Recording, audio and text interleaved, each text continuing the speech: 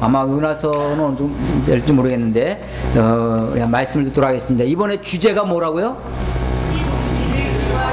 예, 힘 기르기와 힘 버리기.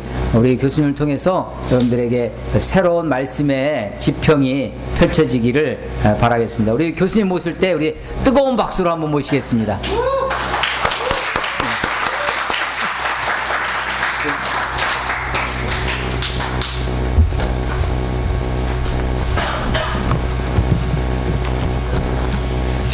예, 안녕하십니까. 어떤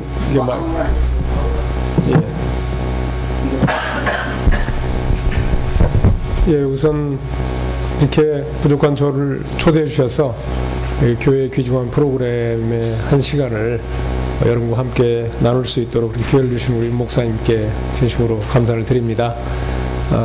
제가 들으니까 사실 윤 목사님이 혼자 다 하셔도 아무런 문제가 없을 것 같은데 그때 또 저를 이렇게 초대해 주신 게 조금 의아합니다. 사실은 이미 제가 쓴 책에 제 생각을 다 말씀을 다 써놓았고, 그래서 그걸 읽으시면 아마 그 내용들을 충분히 잘 활용할 수 있지 않을까 하는 생각이 듭니다.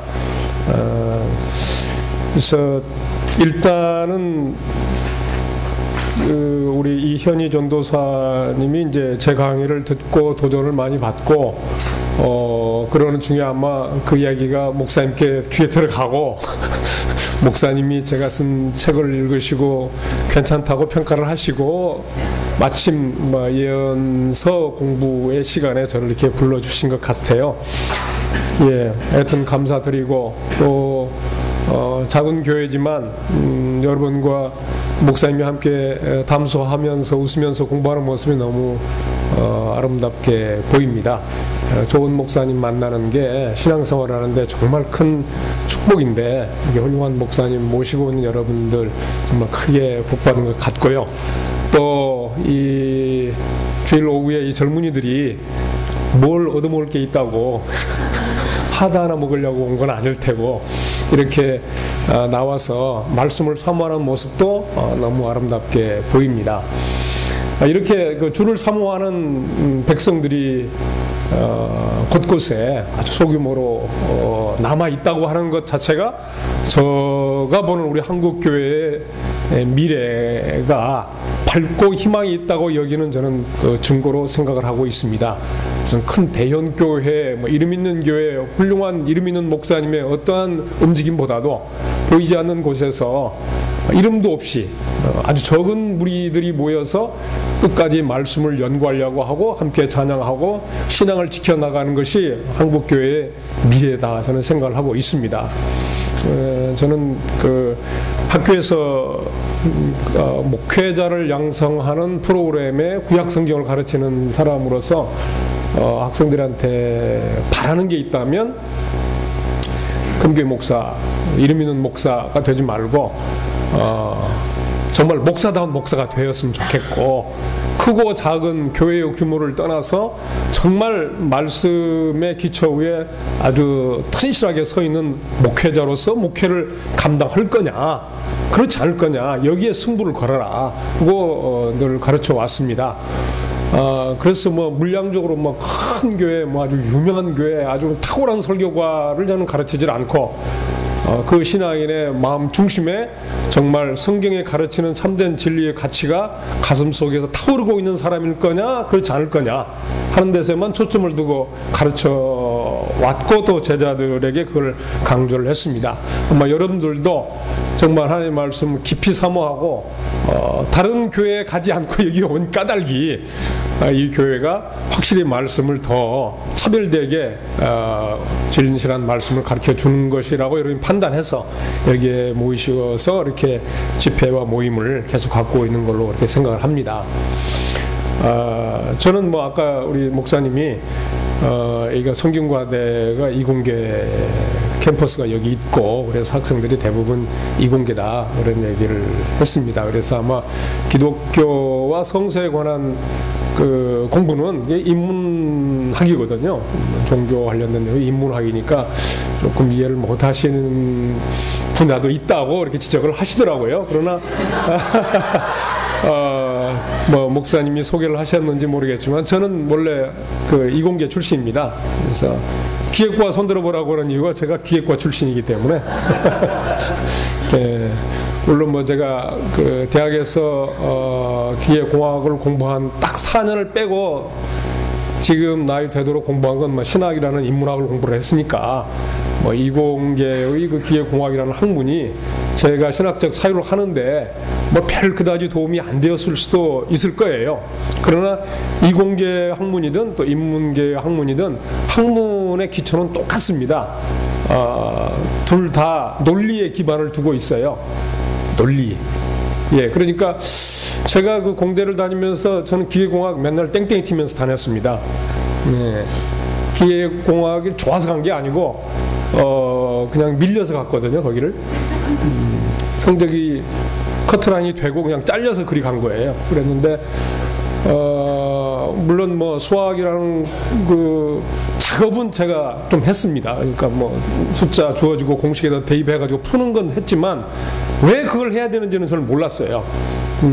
이게 뭐 제가 공부했을 당시에 뭐 기계공학 뭐 공기역학이니 뭐 연력학이니 그런 거 많이 했는데 그걸 전부 다 숫자로 환산된 그 표현된 공식으로 풀력으로만 관심을 두니까 그 공부의 중요성, 왜 그걸 해야 되는지, 그것이 우리의 삶에 얼마나 기묘한지에 대한 그 학업이 되지 않는, 준비가 되지 않은 채 공부를 했단 말이에요. 그러니까 아무 관심이 없는 거죠. 공기가 이렇게 흘러가는 걸 계산해내는 공부다. 뜨거워질 거냐 말 거냐, 뭐 이것이 얼마나 우리 실생활에 아주 긴밀하게 연관이 있느냐, 이런 걸 가르쳤더라면, 저도 여기 천장을 봤지만 이 천장의 하중이 얼마인데 무너지지 않기 위해서는 얼마나 그 인장력을 가지고 있는 보호를 만들어야 되냐 안 되냐, 그렇게 짓지 않으면 무너진다, 이건 생명하고 직결된 공부다. 그런 걸 가르쳐 주질 않고 그냥 그림으로 공식화된 것만을 그냥 숫자 집어넣고 공부를 해서 뭐 하라고는 해서 했지만 그 공부의 유용성에 대한 걸 피부로 느끼지 못한 채 공부를 했어요. 공부 안 했습니다. 그래서 뭐 출석 부르고 전부 다 창문 밖으로 땡땡이 치고 4년 동안 놀러 다녔어요. 주로 동아리 활동만 하고. 그렇지만 지금 돌아와서 보니까 인문계의 학문이라는 것도 논리에 기반을 두고 있고, 이공계의 학문도 사실 공식이라고 하는 게 아마 제가 훌륭한 선생님한테 배우지 못해서 그런 게 아닌가 싶어요. 훌륭한 선생이라면 과학을 아주 현실적인 감각을 가지고 의미 있게 풀어서 설명을 해주면서 왜 이 숫자와 공식이 필요한지 배우면서 아주 그 필요성을 절감하면서 공부할 수 있었지 않을까, 그런 생각이 듭니다. 그래서 결국 제가 뭐 여러분들이 이공계 출신이라 할지라도 이게 나하고는 아무 상관이 없는 지식이라 나는 잘 모르는 내용이다 이렇게 생각하지 마시고, 곰곰이 들어보면 여러분이 논리적인 훈련을 이미 하신 거예요. 이공계는 아주 굉장히 논리적이고 합리적입니다. 논리를 떠나 합리를 떠난 이야기들은 너무 붕 뜬 얘기이기 때문에 가슴에 와 닿지 않는 게 아닐까, 그런 생각이 들어요. 그래서 저도 신학을 가르치면서 단순히 외국서 공부했던 지식을 머리로 암기하는데 그치질 않고 왜 그 지식이 필요한지, 그러한 지식이 어떻게 내 신앙에 유익할 수 있었는지를 실험을 하면서 공부를 했었어요. 지금도 마찬가지지만, 그래서 아마도 지금도 제가 이제 호세아서와 관련된 말씀을 나누려고 하는 것은 사실 여러분들이 지금 박사과정도 아니고 신학생들도 아니기 때문에, 제 아들이 지금 대학교 3학년, 이제 4학년 올라갑니다. 군대 갔다 온 복학생 4학년인데, 교회 잘 안 다니고, 제가 보기에는 그래요. 뚝 떨어져 있으니까 뭐 늘 나간다고 그러는데, 제가 교회 갔을까 그런 생각을 늘 하면서, 도대체 저렇게 신앙생활을 하면서 성서에 대해서는 뭘 알까 하는 생각을 가지고 저희 아들을 쳐다봅니다. 그나마 여러분들이 제 아들보다 훨씬 나은 거죠. 이렇게 교회에 있는 프로그램에 참여를 꾸준히 하셨으니까 더 많이 알 것 같은데, 이제 제가 본론에 딱 들어가서 질문을 던지면 여러분이나 제 아들이나 그 왜 그러냐 하면은 뭐 여러분이 많이 배워도 소용없다는 뜻이 아니라 그 공부가 내가 가지고 있는 신앙을 어떤 방향으로 이끌어 가는지에 대한 느낌이 없이 공부를 하기 때문에 단순한 지식은 그 머릿속에 남질 않아요. 아까 이제 우리 목사님 그 연대 쭉 얘기했지만 그 나무나라 연대가 뭐가 그렇게 중요하겠습니까, 솔직히. 그랬나 보다 그러는 거죠. 근데 왜 그런 연대가 중요하냐면은 그 연대와 더불어서 살아간 사람들에게 중요한 사건이 삶에 지대한 영향을 미쳤기 때문에 그래요. 그리고 그 역사적인 변동이 그 세계관을 바꿨어요. 세계관이 바뀌어지면서 신앙관도 달라졌어요. 그 다른 신앙관을 가지고 무언가 믿음의 작업을 한 흔적이 성서에 남아 있어요. 그러니까 여러분이 성서를 읽고 거기서 이게 무슨 말인가를 알려고 그러면 역사적인 의식을 갖고 있지를 않으면 알 수가 없습니다.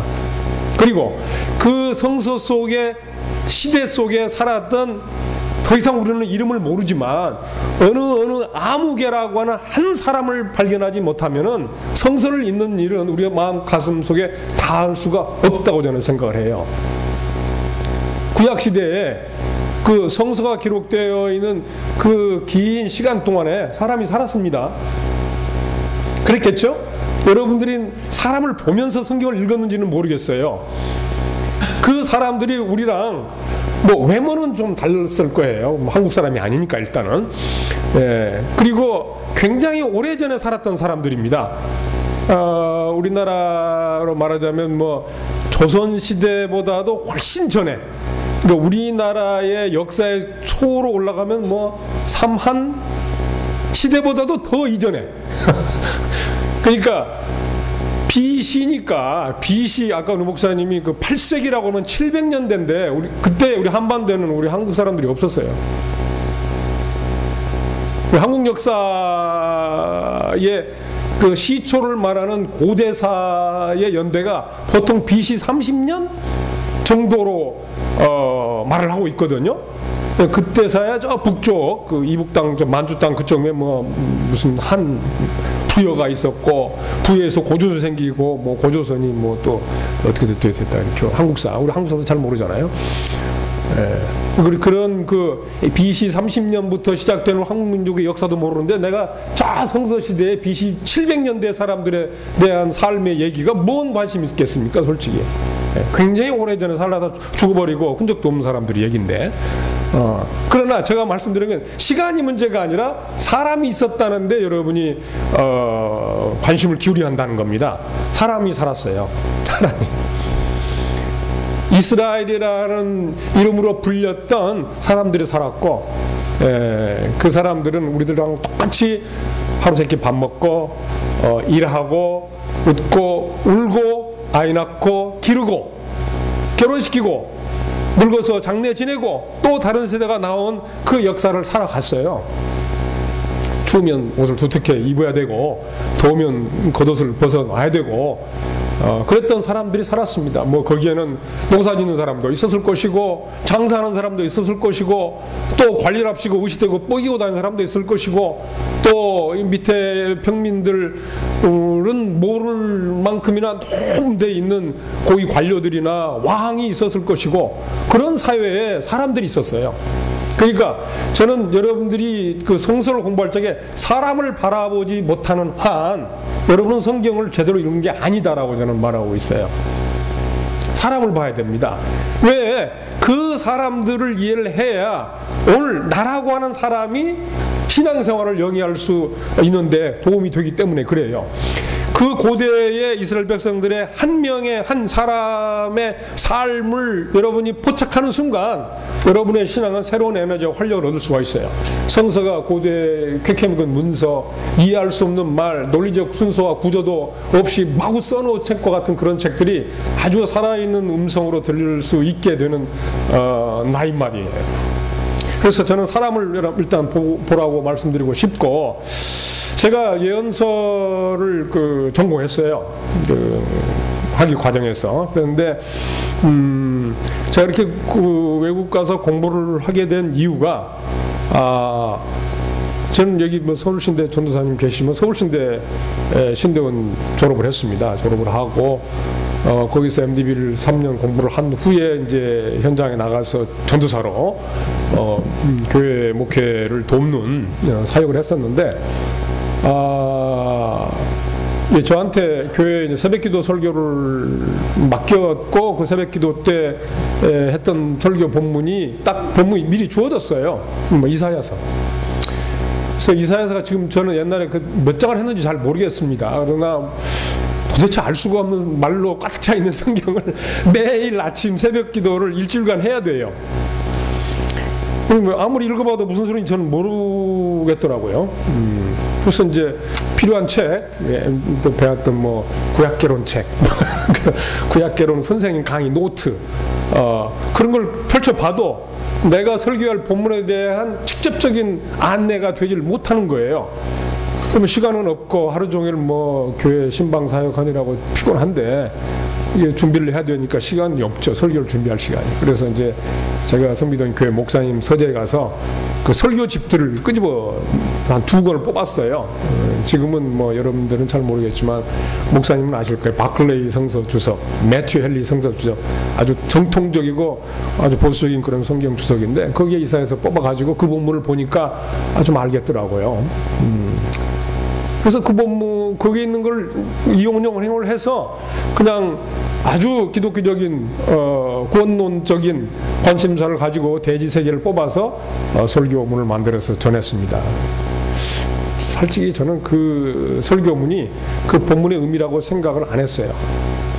다만 설교에 급급했어요. 그리고 일주일 보냈는데 제 설교를 들은 많은 교인들이 은혜 받았다고 이렇게 권사님들은 격려하는 차원에서 그랬겠지만 막 손잡고 우리 전도사님 최고예요 뭐 맨날 저는 속으로 부끄러웠죠. 왜냐 나는 본문을 말씀을 전한 게 아니에요. 그러니까 그 매튜 헨리나 바클레의 풀이를 그냥 목회적으로 적용해서 풀었던 것 뿐이지 본문의 의미는 그 양반들도 몰랐던 것 같더라고. 내가 보니까 매튜 헨리도 모르고 바클레이도 사실 몰랐어요. 지금 알고 보니까. 그래서 그렇게 사역을 하고 보니까 이게 정말 내가 성경을 모르는구나. 이렇게 모르고서 어떻게 목회자가 될 수 있나. 그래서 유학을 가게 된 겁니다. 그래서 그 공부를 하고 있는 동안에 저한테 예언서라는 게 이런 거구나 라고 아주 박수를 딱 치게 됐던 결정적인 순간이, 제가 원래 고향이 전라북도 남원입니다. 춘향골. 혹시 남원 있어요? 누가 남원 출신이 계시나? 반갑습니다. 제 고향이니까 그 어렸을 때 초등학생 시절, 중학생 시절까지 4월 초파일 되면 춘향전 가장 행렬을 해요. 그러니까 남원 사람들은 춘향전에 대한 걸 그냥 삶으로 배어 있는 한 전통의 일부, 문화의 일부, 역사의 일부였었죠. 그래서 주로 뭐 제가 가장 행렬에 맡았던 역할은 변사또, 또 무슨 방자. 그러면 방자에 해당되는 분장이 있고 변사또에 해당되는 분장이 있어요. 사또 옷을 입는 거지. 그래놓고 이제 쭉 행렬을 하는 겁니다. 마음 같아서는 나도 이드렁도 한번 해보고 싶고, 그런데 안 시켜주더라고요. 이제 근데 바로 그 소설의 한 부분이 그 예언서를 공부하면서 딱 와닿게 된 거예요. 겹치게 된 거죠. 예언자들이 그 말한 대목이라는 게, 우리 춘향전에서 그 이몽룡이가 이제 서울에서 과거급제를 하고 암영어서로 내려오잖아요. 가지고 그 변사또의 생일 잔칫날에 거지 행세를 하고 들어가가지고 밥 한 그릇 내놓으라 하면서 사행시를 써줬다고. 그 사행시를 써서 변사또한테 갖다 주고 변사또가 읽어보니까 그냥 벌벌벌벌 떨고, 그 소리를 들은 그 모든 초대된 그 내빈들은 다 그냥 걸어만 날 살리려고 도망가기 시작했다는 겁니다. 그래서 무슨 내용인가 했더니 그게 자기네들이 지금 잘 먹고 잔치를 하고 뚱땅거리는 이것이 전부 다 백성들을 갖다가 쥐어짜가지고 한 거다라고 하는 그 사람들의 그 행태를 아주 비판하는 사행시였었죠. 그래서 뭐 금잔에 담긴 술은 백성들의 고혈이요 쥐어짠 피고, 뭐 촌농에 흐르는 촌농은 초에서 뭐 이제 여러 불 밝혀 초가 있는 촌농은 백성들의 눈물이고, 그 다음에 이 그 너희들의 술을 먹기 안주에 가득 쌓여 있는 고기, 이게 백성들이 아픔이고 말이지. 흥겹게 들리는 노래 소리가 백성들의 저 원성 소리를 너희들은 못 듣느냐, 이런 얘기를 누가 할 수 있었겠냐고 판단한 그 관리들이 다 도망을 가고, 그때 이제 아명하사 출도야 해가지고는 이제 다 잡아들였다고 하는 그 아주 신나는 스토리의 사회 비판적 소설이었었죠. 근데 바로 그 사행시, 뭐 저는 지금 그 원본을 가지고 오질 않았는데, 그 사행시의 내용이 사실은 호세아든 아모스든 이사야든 미가든 이 아까 목사님 설명하신 8세기라고 하는 굉장히 경제적으로 부강하고 잘 먹고 잘 살았다고 평가되는 그 시기에 예언자들이 말했던 메시지의 내용과 똑같아요. 똑같습니다. 전혀 다르지가 않아요. 네. 그래서 저는 아니 예언이 바로 그런 것이었다는 걸 아는 순간 너무너무 갑자기 쉬워진 거예요. 이건 뭐 내가 춘향전 고을에서 태어났기 때문에 예언자가 그런 거라면 우리나라 사람들이 춘향전 모르는 사람이 어디가 있어요. 뭐 초등학교에서 좀 공부해온 사람 다 서로 친근하게 알 수 있는 내용이니까, 그런 한국적 문화와 전통과 관습을 배제한 우리 한국인들로서는 예언서를 그런 방식으로 연결해서 이해를 해주면 굉장히 쉽겠다, 뭐 생각하고 연구를 해보니까 정말 그래요.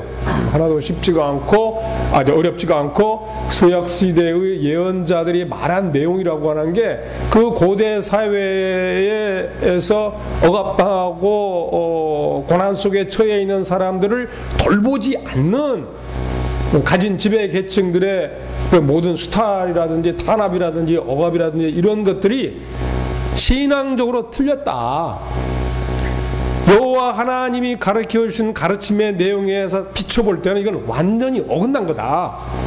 너희들이 그런 행동을 하고서야 너희들이 통치하는 나라가 오래 갈 것 같으냐, 너희들이 누리고 있는 부와 권력이 오래 갈 것 같으냐, 무엇도 너희들이 교육하고 있는 그 무엇도 하나도 성사되지 않을 것이다 라고 심판의 메시지를 전하는 것이 예언자들이었어요. 거기서 출발을 합니다. 오늘 호세아서의 내용도 비슷한 건데, 제가 지금 드리려고 하는 말씀은 뭐냐면, 제가 이 호세아서가 호세아라는 사람이 무엇던 상황을 바라보고 이와 같은 예언을 말했느냐를 아는 것 자체가 오늘 현대 21세기를 살아가는 우리들에게 무슨 의미가 있냐와 꼭 연결이 되지 않으면 옛날 얘기예요. 옛날 얘기. 예. 반드시 연결을 시켜야 되는데 그 연결고리를 제가 말씀드리려고 하는 겁니다. 제목은 뭐 힘 기르기와 힘 버리기의 각성을 위하여, 그래서 제가 호세아서를 말씀드리려고 하는데, 이걸 공부를 하려고 그러면 이게 굉장히 배울 게 많아요, 사실은 이게. 제가 한번 그럴듯한 내용으로 풀이를 해줘도 여러분은 다음에 돌아서면 그러한 내용을 가지고 성경 풀이하지 못합니다. 예. 그러니까 한 번 듣고 그냥 말아버리는 일회용 지식에 불과하게 된 거죠. 그냥 시간 때우기에 끝난단 말이에요. 그러한 것이 내 신앙에 살아있는 힘으로 내가 추구하는 원칙으로 자리 잡게 되지 않으면 어떤 성경 공부도 사실은 그렇게 필요한 게 아니에요, 사실은. 근데 제가 지금 원래 여러분 드리고 싶었던 게 좀 성경 공부와 관련된 얘기, 또 그래서 지금도 제가 이제 호세아서의 책을 들여다볼 건데, 이 책을 들여다보면서 말씀드리는 좀 이상한 얘기들이 왜 그런 건지에 대한 얘기도 좀 드리려고 그래요. 일단 일정을 좀 말씀드리겠습니다. 서로 이제 길었는데 1시간 동안만 제가 이야기를 드리고, 나머지 한 30분 동안 여러분이 뭐든지 예언서와 관련된, 또 제가 드린 말씀에 관해서 어떤 질문이라도 좋으니까 질문을 하시고 여러분의 의혹, 의문점을 푸실 수 있는 시간을 드리겠습니다. 그러니까 그때 미리 좀 체크를 해놓고 준비를 해주시길 바라요. 우리 목사님과 우리 포도나무 교회에서는 뭐 그런 일이 없겠지만은 한국 교회의 전반적인 흐름이 뭐냐면 기독교인들을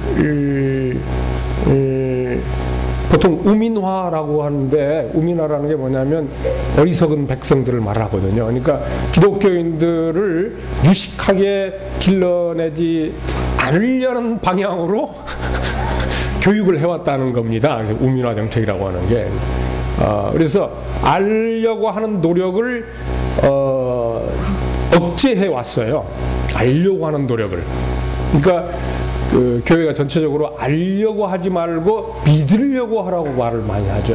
그러니까 믿음을 강조하면서 지식은 이렇게 억제하는 방식으로 교회 교육을 시키다 보니까 그 결과가 뭐냐면 기독교인들이 성경에 대해서 굉장히 무식하다는 거예요.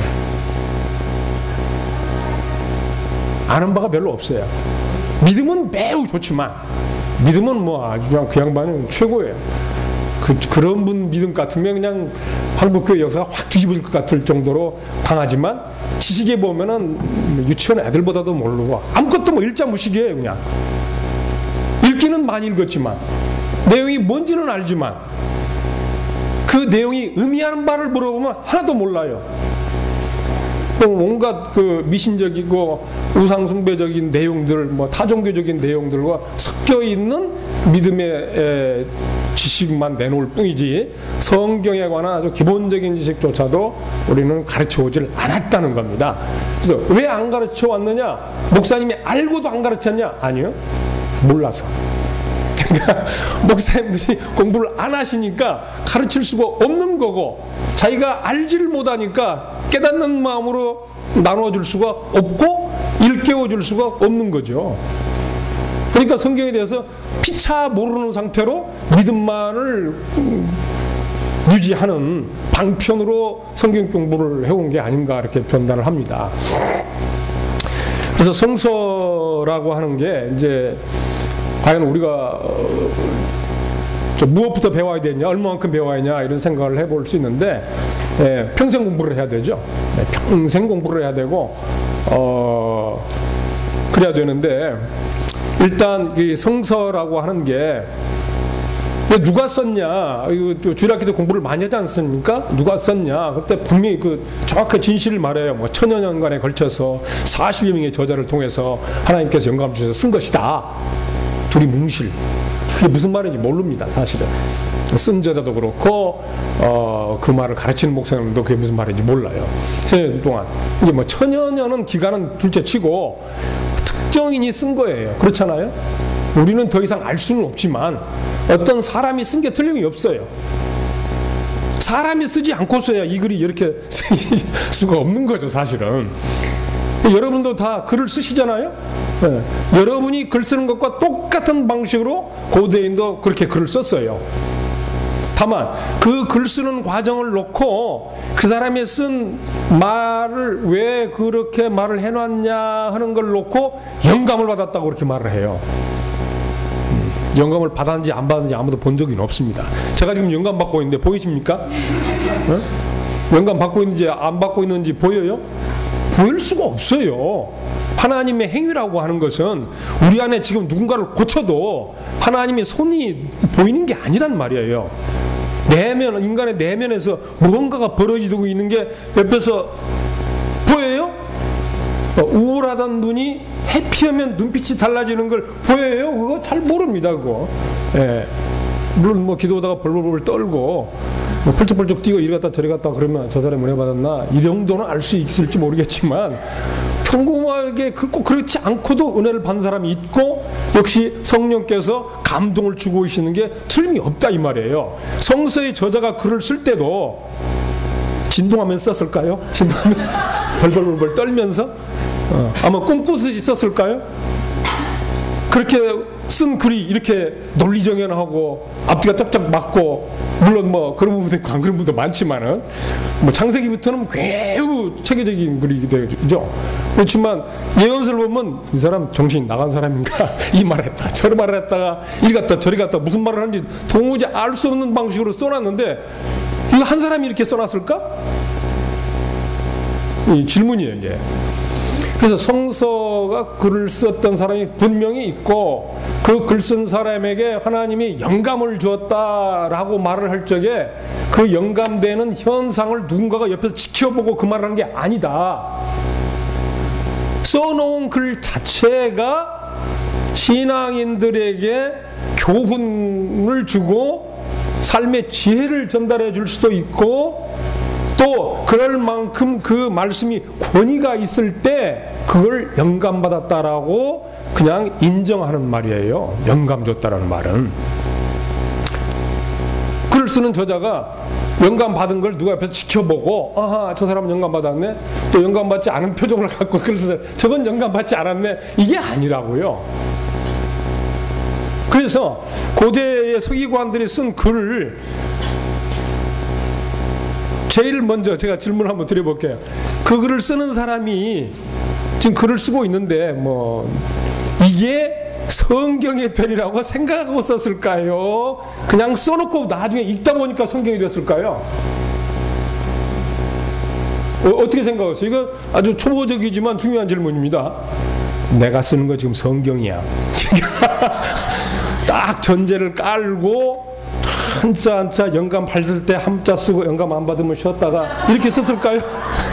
영감이 오락가락 있으면 안 쉬고 영감이 팍 오면 몇 자 더 쓰고, 아니면 무엇인가 하나님이 주신 감동에 따라서 이 글을 남겨야 되겠구나, 또 이렇게 글을 써야 되겠구나 생각을 하고 써놨는데 나중에 보니까 그게 성경이 되었을까요?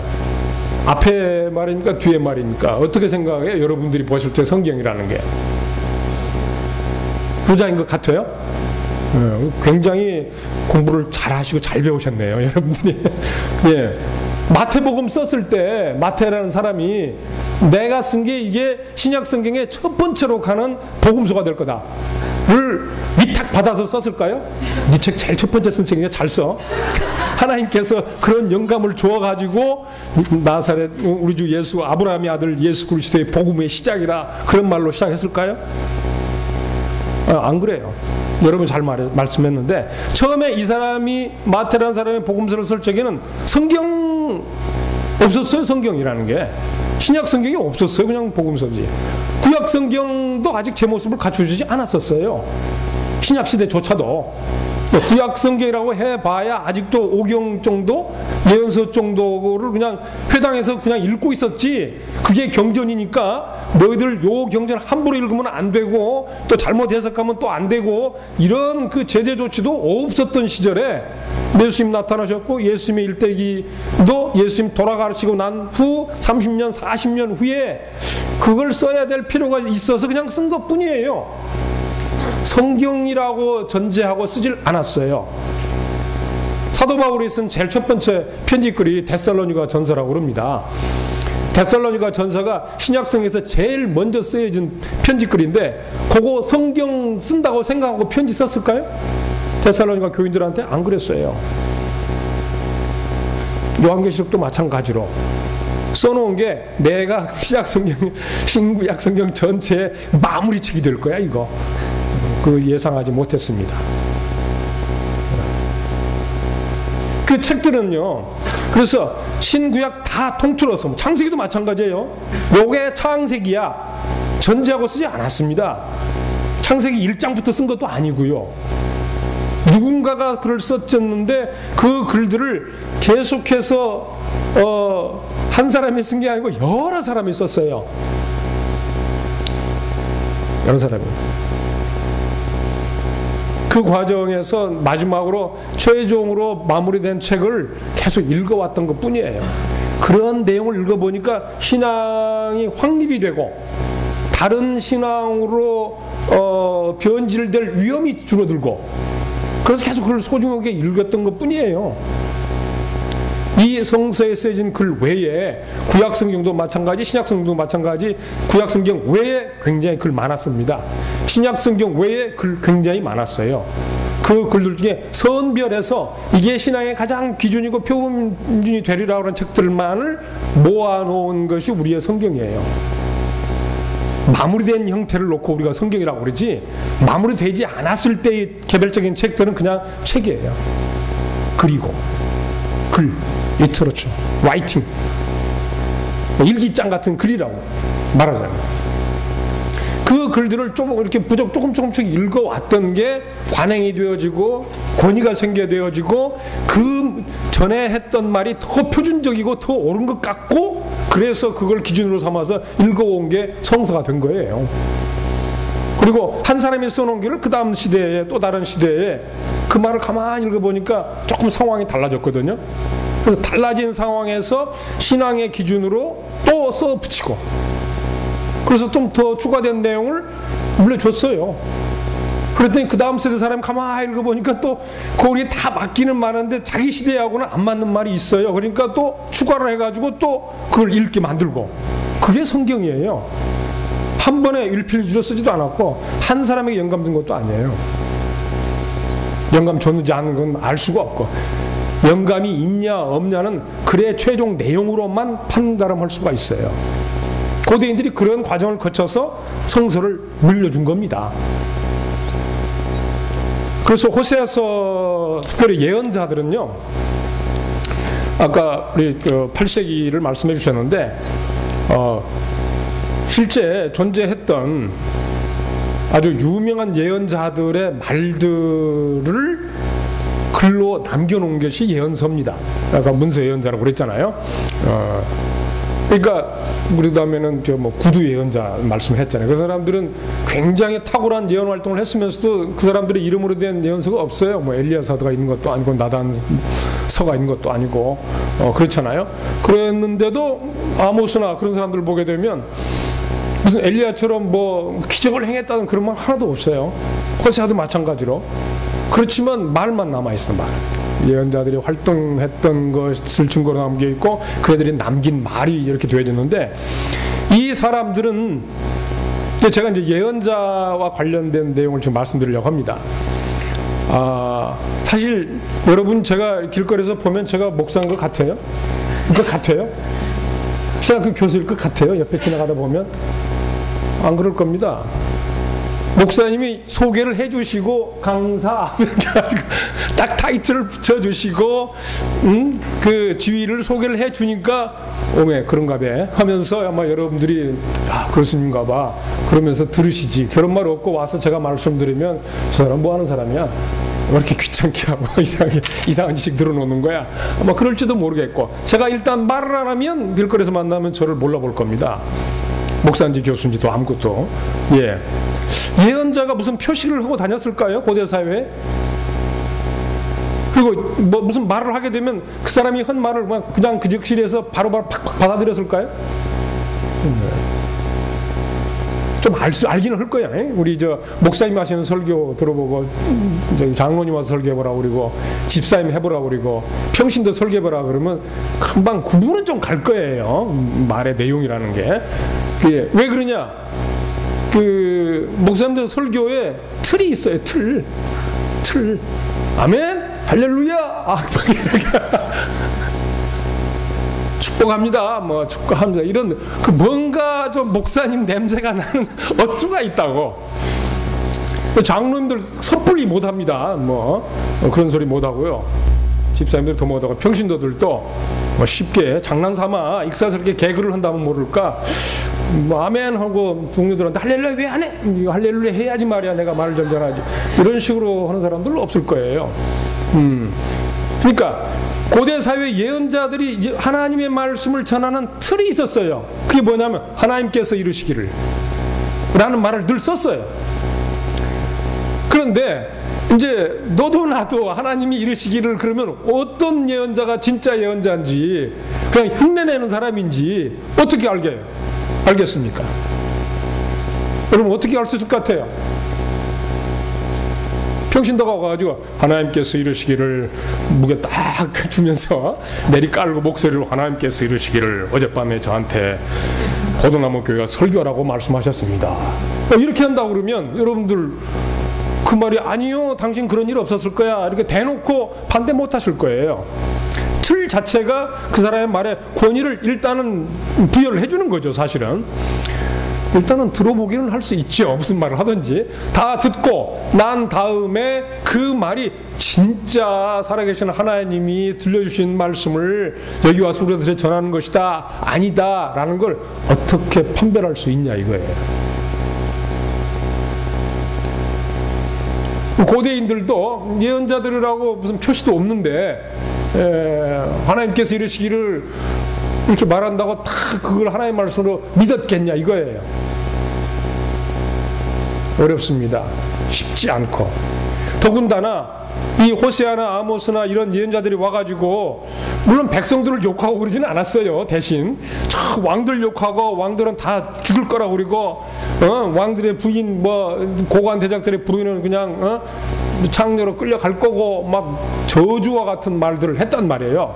그러니까 그런 말을 대상이 아닌 일반 백성들은 그래야지 이제 힘들어 죽겠으니까 박수를 칠 수 있겠지만 그 당사자는 그 말을 듣고 어떻겠을까요? 엄청 기분 나빴을 거 아니겠습니까? 지하철을 가다가 지하철에서 이명박이 곧 죽을 거야 이렇게 말을 했다고 쳐봐. 예를 들어서 아마 그 다음 정거장에 어디로 갔는지 사라져버렸을 거예요. 누가 끌고 갔는지도 모르고 끌고 가버리고. 그러니까 당사자에게는 기분 나쁠, 당사자가 아닌 제3자를 보면은 물론 좋은 사람이 그랬다면 의아하게 생각했지만 나쁜 사람들이 그런 그 저주를 퍼붓었다 그러면 고소했을 거라 이 말이에요. 서로 그러한 그 말씀을 들은 사람들의 호응도는 이렇게 판이하게 서로 상반되었다 할지라도 도대체 그 말이 진짜로 하나님의 말씀인지 아닌지를 알 수 있게 해주는 유일한 열쇠는 말씀이 이루어져 봐야 그때서 알 수 있어요. 이루어지지도 않은 말씀은 아직까지는 믿을 수가 없는 거죠. 그래 두고 보자 이놈아. 그렇게 했지 않았겠습니까? 죽으리라 한 사람이 죽어나야 그 사람 말이 진짜네, 하나님이 말씀하신 게 맞네 그래요. 이러지 않겠어요? 그러지 않고 하나님께서 가라사대 아무리 뭐라고 예를 해도 쉽게 동의할 수가 없죠 사실은. 예언자들이라는 사람들은요, 살아생전에 그 말이 성취되기 이전에는 정말 하나님의 예언자라고 하는 권위를 인정받고 존경받기가 어려운 사람들이었어요. 대개는 여러분들이 보시면 아시겠지만은 그 지배 계층들에 대한 부정과 부패와 탐욕과 수탈을 들어놓고 매우 직설적인 언어로 비판하고 심판의 메시지를 전했기 때문에 당대 사회에서는 인정받는 예언자가 되기가 어려웠어요. 존경받을 수도 없고 오히려 탄압받고 쫓겨나고 배척받고 그랬죠. 그래서 예언자들에 대한 말들이 호세아서에는 보면 미친놈이라고 그랬어요. 술주정뱅이라고 말을 하고, 예수님도 그랬잖아요. 예수님도 맨날 창녀들하고 같이 어울려 밥 먹고 술 잘 먹고, 그래서 술 좋아하고 먹기를 탐하는 놈이라고 예수님이 욕먹었어요. 욕먹었어. 이게 존경 많이 못 받았단 말이에요. 일반적으로. 고상한 인격에 아주 화려하게 점잖게 입고 다니는 그런 사람들이 아니었단 말이에요. 아까 말씀하신 것처럼 목사님이 하나님의 말씀을 맡은 자였고 맡은 말씀을 가감없이 전했고 그 전한 대가로 당대 자기가 살아있는 동안에는 크게 존경 못 받고 오히려 수모와 배척을 받으며 어렵게 살아갔던 사람들이 예언자들이었었어요. 그 사람들의 말한 내용이 민족의 멸망, 나라의 멸망을 예고했기 때문에 멸망하고 나서야 존경받을 수 있었던 사람들이에요. 자기 생애에 존경이라는 건 없어요. 죽고 난 다음에 그 사람이 남긴 말이 성취되고 나서야 비로소 이 양반의 말이 정말 진짜네, 그 사람 말이 헛소리가 아니었네. 그래서 그 사람은 아모스라든지 호세라든지 이런 예언자들이 하나님이 보낸 사람이 많구나 라는 걸 인정받게 되고, 그 사람이 남긴 말에 대한 기억들이 많은 사람들의 기억 속에 단편 남았을 거라고요. 그리고 그렇게 되어진 예언자의 말들은 한 세대가 지나고 난 이후에, 특별히 성경에서는 아까 우리 신명기적 역사라고 말씀하신 책들을 썼던 시대가 있어요. 그러니까 여호수아부터 열왕기하까지의 긴 역사의 내용을 예언사라는 틀을 속으로 책을 썼던 시절이 있는데, 거기에 관해서 학자들은 주전 622년에 요시야가 종교개혁을 했을 당시라고 딱 꼬집어서 말을 합니다. 요시야를 들어보셨는지 모르겠지만은 그 요시야라고 하는 사람은 북왕국 멸망 후에 남유도만 홀로 팔레스타인에 남아있던 시절에 그 오랫동안 100여 년 이상 동안 아수르의 간섭과 지배를 받아오다가 더 이상 아수르의 멍에를 지기 싫어서 신앙의 관점으로 이 아수르의 멍에를 벗어버리기 위한 신앙개혁운동을 했던 사람이 요시야 왕이었어요. 그래서 예루살렘 성전은 물론이거니와 성전 바깥 예루살렘 도시 유다의 전 지역에는 모든 우상들을 다 불태우고 척결하고 지방에서는 더 이상 예배를 드리게 됨으로써 신앙이 혼잡하게 되는 일을 막으려고 신앙을 개혁했던 왕이에요. 그 요시야 왕이 622년에 열왕기 하 22장부터 23장에 써져 있습니다. 그 왕이 그러한 개혁을 하게 됐을 적에 그렇게 왕이 개혁을 한다고 그래가지고 모든 백성들이 아멘 할렐루야 여호와를 정말 사랑하시는 분이시군요 존경합니다 이런 태도를 갖지를 않았었어요. 왜냐하면 전국에 흩어져 있는 모든 예배의 처소를 다 폐지를 하는 아주 무리수를 둔 정치를 폈기 때문에 그 지방에 있는 백성들은 다 반대한다고요. 지방 산당에서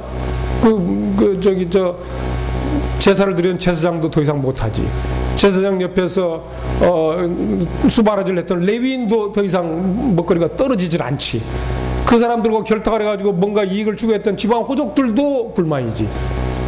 이게 지방 경제가 마비되는 거예요, 이게. 그래서 예루살렘에서만 와서 예배를 드리라고 그러니까 불편이 이만저만도 아니고. 그것을 시행하게 될 적에 백성들에게서 일어나는 그 많은 반대를 무마하기 위해서 쓴 글들이 역사서예요. 신명기 역사서. 그리고 그와 더불어 썼던 글들이 예언서예요.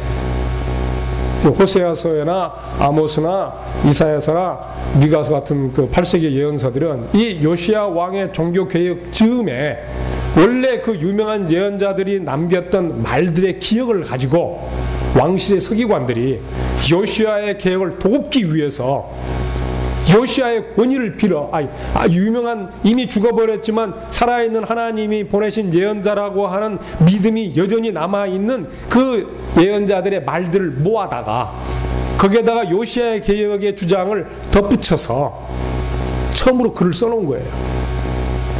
그러면 아모스의 말은 더 이상 아무도 무시할 수 없는 절대적 권위를 가지고 있어요. 그리고 그 말이 북왕국에서 이미 실현이 되었어요. 성취가 되었어.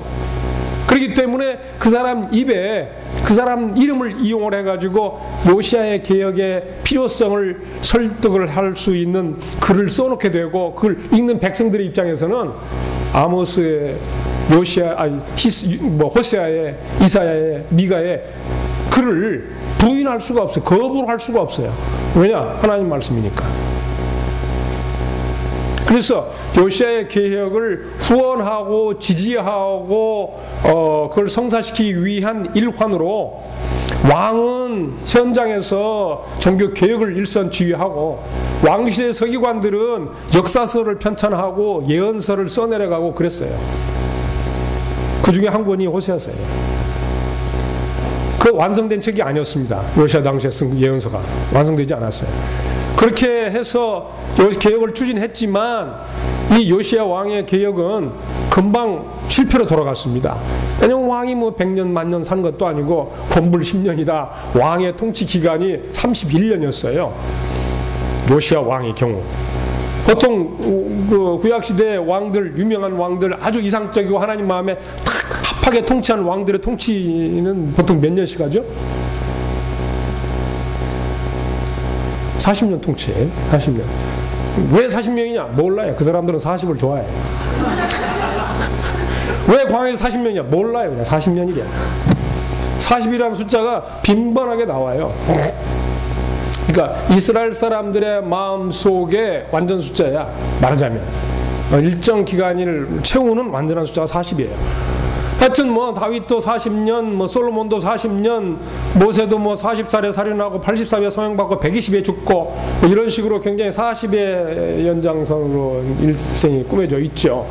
여하간 그런데 요시야 왕도 그렇게 하나님 말씀에 합당하게 개혁을 하고 통치를 했으면 40년 통치를 해야 되는데 9년을 못 채운 31살 31년 통치하고 전쟁터에 나가서 화살 맞아 죽었어요. 있을 수 없는 일이지. 이렇게 하나님 말씀에 성실하게 따라간 왕이라고 그러면 화살도 비켜나가고 맞아도 튕겨나가고 엉뚱한 데 맞고 죽게 안 만들고 그래야 되는데 객사를 했어요. 다른 왕들은 아무리 악한 왕 므낫세같이 아주 악독한 왕이라고 그래도 재수명해 죽고, 아니 52년간을 통치를 하고 말도 안 되는 일들이 벌어지고 있었던 중간이었었거든요. 여하튼 요시야는 결국 통치를 다 마치지 못한 채 일찍 서거를 해버리는 바람에 요시야가 취했던 개혁들이 다 물거품이 되어서 원상복귀돼 버렸어요. 그리고 얼마 안 있어서 남유다는 나라가 멸망하게 된 거죠. 이제 요 멸망하고 난 다음에 무슨 일이 벌어졌습니까? 남유다의 왕족들과 예루살렘의 주민 대다수가 바빌론에 포로로 끌려갔죠. 그 포로로 끌려간 사람들 중에 이 성경을 쓴 사람들이 있어요. 제사장들. 가보니까 이제는 나라 잃었지, 성전 무너졌지, 법궤도 온데간데 사라졌지, 옛날에 아무도 마치 만지기만 하면 탁탁 죽었던 그 법궤 어느 놈이 주워갔는지도 모르게 없어지고 없어요. 훔치고 가다가 다 죽었어야지. 아무도 안 죽고 법궤를 가져가는데도 성소, 지성소 그런 게 어디가 있어? 다 파괴돼요. 그러니까 그동안 한 400년, 500년 이상 정말 성스럽게 소중하게 지켜왔던 신앙에 무참히 짓밟히게 된 경험이 나라의 멸망이었어요. 무참히 그동안에 이건 절대 깨지지 않을 거라는 신화들이 다 깨져버렸어요. 환상이 다 날아가 버렸어요. 물거품이 돼버렸다.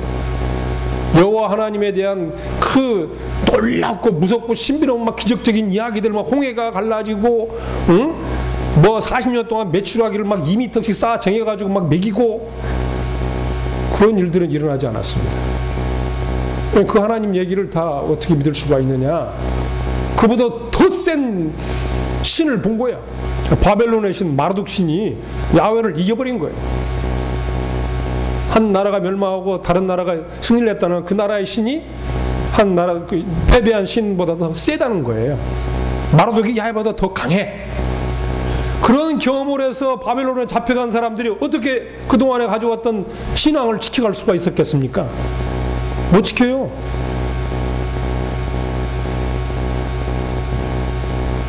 그러니까 이렇게 되면 이제 모든 기득권을 가지고 누려왔던 왕족은, 뭐 이스라엘의 왕족은 말할 것도 없고 제사장들은 말할 것도 없고 모든 것이 다 희미해진 때에 쓴 글들이, 제사장들이 쓴 글들이 이 성경에 남가 됐는데, 그 사람들이 이 마지막 그 호세아서의 마지막 부분을 마무리한 사람들이고, 아모스서를 마무리한 사람들이고, 그래 놓고 읽게 된 책들이 오늘 우리가 읽고 있는 뭐 여러 권의 예언서들입니다. 그 예언서들은 그러니까 한마디로 보면 이스라엘 민족사의 황금기로부터 시작해서 몰락, 패배, 포로기라고 하는 어두운 시절을 겪어가는 동안에 하나님을 믿었던 사람들, 때로는 예언자, 때로는 서기관, 그 다음에는 제사장, 이런 사람들이 뭐 예언자든 제사장이든 서기관이든 믿는 하나님은 똑같은 하나님이에요. 똑같은 하나님의 분부와 명령을 갖고 있던 사람들이고, 그 사람들이 왜 이런 모양이, 이런 일들이 이렇게 벌어지게 되었을까? 이 역사의 굴곡의 시기에 하나님이 정말 바랬던 바는 무엇이었을까? 이 백성들에게 하나님이 무슨 말씀을 전하고 있는 것이냐? 응? 나라가 멸망하고 북왕국이 멸망하고 남유다가 멸망하고 포로까지 잡혀와서 신앙을 다 잃어버려 가고 있는 상황 속에 과연 자기들이 믿었던 하나님은 이 신앙을 얻었던 사람들에게 지금 어떠한 말씀을 전하고 있느냐라고 하는 고백, 역사의 해석, 미래에 대한 희망, 이런 것들이 글로 쓰여져서 남아진 게 된 게 예언서예요. 그러니까 그 현장, 그 살아갔던 삶의 오늘 우리는 지금 일본의 강점기 시대를 경험해 보지 않았습니다. 또 6.25라고 하는 전쟁도 우리가 살았을 동안에는 경험해 보질 못했어요. 아마 여러분들 80년, 90년 이후 탄생하신 모든 분들은 그런 우리 민족의 그 아픈 우여곡절을 한 번도 겪어보질 않아서 전쟁이 뭔지, 갈등이 뭔지, 정치적 혼란이 뭔지, 대통령의 무슨 독재라는 게 뭔지 그런 거 잘 우리는 경험하지 않아서 와닿지를 않을 거예요. 그러나 어르신들은 다 겪어봐서 이런저런 식견을 가지고 말을 할 수가 있게 된 거죠. 저도 여러분이 지금 20년 이상 이제 인생을 사셨는데 여러분이 바라보는 우리 한국의 미래는 어떨 것 같아요? 여러분이 지금 섬기는 기독교의 미래는 어떨 것 같습니까? 그거 쉽지 않습니다. 저도 잘 모르겠고 쉽지 않아요. 그럼 미래를 물어보기 위해서, 말하기 위해서 현재 필요한 것이 뭔지 발견해야 되고, 현재 필요한 걸 발견하고 있는 소스는 과거의 경험이에요. 과거에 어떻게 살아왔나, 나의 경험이 오늘 나를 만든 거고, 이 내가 앞으로 어떻게 하느냐가 나와 더불어 함께 살아가는 우리 사회의 미래를 결정해 나간다고. 그렇지 않겠습니까? 내가 지금 우리의 미래를 부정한다고 그러면 나를 부정하는 거고, 나를 부정하면 과거까지 다 부정하는 거예요. 미래가 암담하든 밝든 그 결과를 만들어내는 건 우리예요. 우리가 어떻게 신앙생활을 걸어 나가느냐가 우리의 미래를 만들어 갈 거예요. 오늘 우리가 어떠한 평가를 받고 있다면 그건 과거에 그렇게 내가 살아왔기 때문에 평가를 받는 거라고. 애매모호한 얘기 같지만 한국교회 쇠퇴기입니다. 하강 곡선을 걷고 있어요. 한참 최정점을 찍었던 게 90년대라고 생각을 하고 정점 찍고 내려가고 있는 중입니다. 근데 이대로 내버려둬서는 안 되겠죠. 왜 내려가고 있냐? 내가 그렇게 내려가게 살아갈 수밖에 없었고 교회가 그렇게 살아왔기 때문에 그렇게 판단합니다. 마찬가지로 이 고대의 그 어떠한 사람도 하나님, 야훼 하나님의 놀라운 기적적인 출애굽의 구원, 홍해 사건, 광야의 만나와 메추라기 맨날 들어서 식상하도록 많이 들었던 얘기들이 그네들의 살아온 그 역사 속에 어떻게 영향을 미쳤느냐가 그네들의 현재를 결정하게 된 거였었어요. 신명기 역사서라고 하는 여호수아부터 열왕기 하까지 내용 가만히 보면은 이 사람들은 하나님들이 자기네들을 구원해다가 가나안 땅을 선물로 주고 그래서 영원히 그 가나안 땅에서 잘 먹고 잘 살게 하는 것만을 원했던 것 같아요. 그러나 하나님이 정말로 바라셨던 건 그건 아니었는데, 땅이라는 기본적인 환경을 제공해 줬지만 그곳에서 올바로 바로 살기를 원하셨는데, 올바로 바로라고 하는 가치관은 다 잊어버린 채 잘, 좋게, 축복 이런 것만 생각하면 살았던 것 같아요. 그러다 보니까 결국 나라를 뺏기고 땅에서 쫓겨나게 된 거죠. 그걸 알아차리고 포로기에 있는 사람들에게 다시 한번 내 신앙을 갖다가 확고동하게 세워줄 수 있는 글들이 성경 5경 안에는 창세기 1장부터 곳곳에 예언서에서는 미래에 대한 희망으로 다시 우리는 돌아갈 수 있을 것이다. 하나님께서 다시는 이스라엘 백성, 유다 백성들을 다시는 뽑아가지 않을 것이다. 희망 얘기. 다윗의 왕조가 다시 일어날 것이다. 그런 희망의 얘기들을 가질 수 있게 됐어요. 그런 글들이 쓰여진 예언서를 읽은 일반 백성들은 무엇을 알았을까요? 무엇을 느꼈을까요? 그 책들 읽으면서. 쉽지 않은 내용이었을 거예요. 왜냐하면 벌써 저자가 크게 말하면 3번이나 바뀐 거잖아요. 한 책의 저자가 서너 번 바뀌었는데 일반인들이 보면 알겠어요? 쉽지 않아요. 2,3천 년 지난 우리들이 봐도 지금 모르잖아요. 무슨 말인지. 왜 여기서 이 말했다가 저 말로 가지? 몰라요.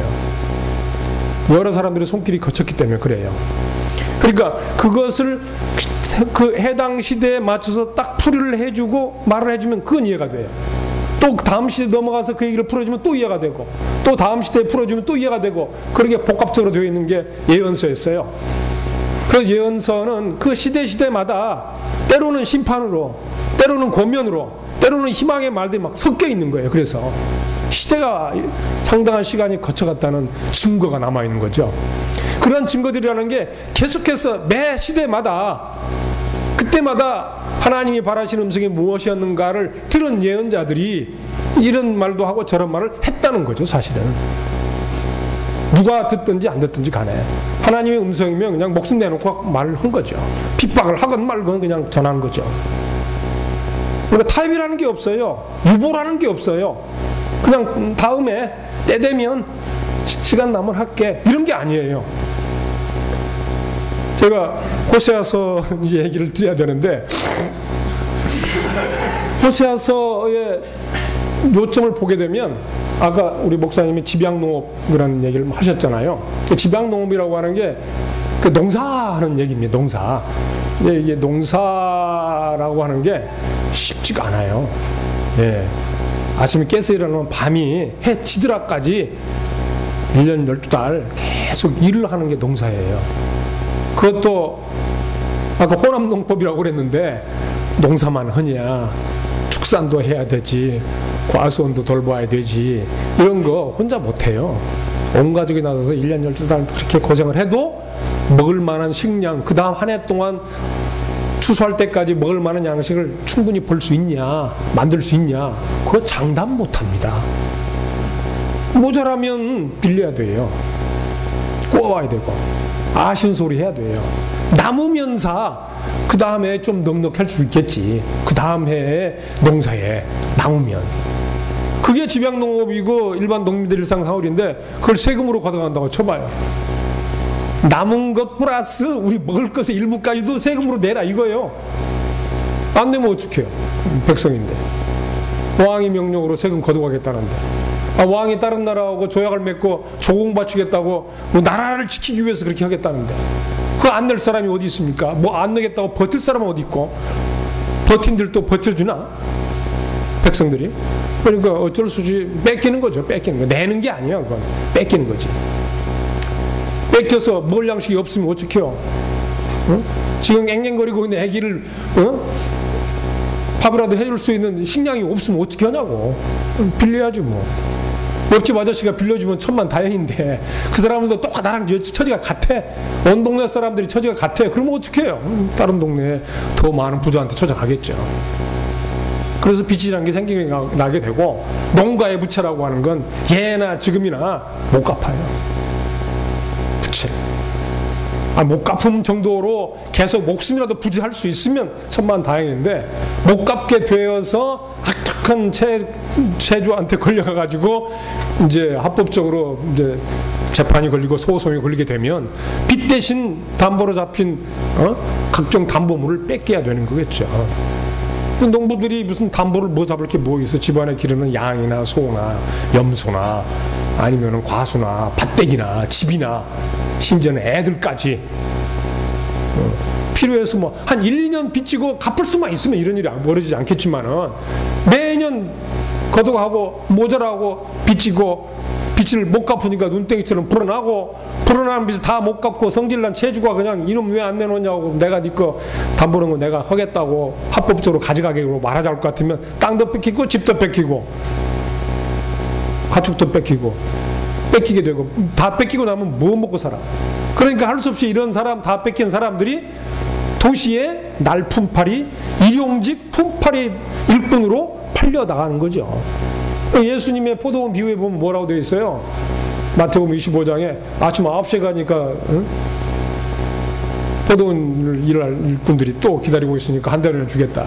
12시에 가도 있고 3시에 가도 있고 6시 어스름부름해서 저녁에 다 들어가는데도 아직도 일용직 품팔이를 하는 노동자들이 시장에서 어슬렁거리고 있다고 그러지 않습니까? 그 사람들이 다 그런 사람들이에요.